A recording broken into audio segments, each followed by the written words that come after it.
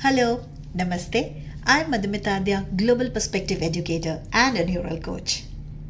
Why we do what we do. Think about it. Everything what we do and we engage in is due to motivation. Motivation is of two types: extrinsic motivation and intrinsic motivation. Extrinsic motivation is something which we do and engage in something or take up a task because at the end of finishing the task there is a reward waiting for us or there is a punishment. So basically we take up a task and complete it not because we enjoy it or it's fulfilling, because we want to avoid certain unpleasantness at the end of it, or there is certain return we get once we complete the task. Just the opposite is intrinsic motivation. When we take up something which is just for ourselves, it is very rewarding, it is very satisfying to ourselves, and we don't care what the others say, and there is no reward or no punishment on finishing this. We are self-motivated to do it. It's called as intrinsic motivation. So does that mean extrinsic motivation is bad? No. We need extrinsic motivation in our life too. It is needed when we have to complete certain tasks which we don't like. And it often happens in our life that we are not going to get something to do which is always very satisfying to us. There are certain tasks, certain exams, certain things to complete which is not very satisfying, but we need to complete it. That is where extrinsic motivation works. Extrinsic motivation also works when we have to acquire some new knowledge, do something which we don't know what is going to be the outcome.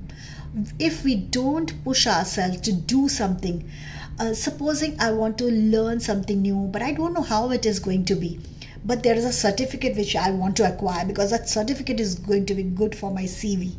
I motivate myself to complete the task, and who knows, once I get into it, I might get intrinsically motivated to complete the task. That's what happened. So the whole point here is to balance the extrinsic motivation and intrinsic motivation. Not that one is bad and one is good.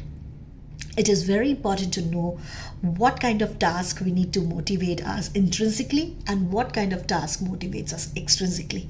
And for us as parents and teachers, it is very important to motivate our children and students intrinsically motivated to a lot of tasks. For example, let me give you, supposing we are posting something on a social media just to see how many likes we get, that is extrinsically motivated. Versus when I post something and I want my message to reach people, that is intrinsically motivated. I want to tidy my room and keep it neat because if I don't do it, my parents are going to scold me. That is extrinsic motivation. I want to keep my room clean because I want everything to be neat and tidy, and I like the space and happiness when the new room is clean. It is intrinsically motivated. Many a times we are studying because we are always looking at what is the end of this awaits for me. Maybe a holiday, maybe a gift, maybe anything it can be. Once we complete a task, it is extrinsically motivated. Once we do something which is very satisfying to us, which we complete at our own pace, this is intrinsically motivated.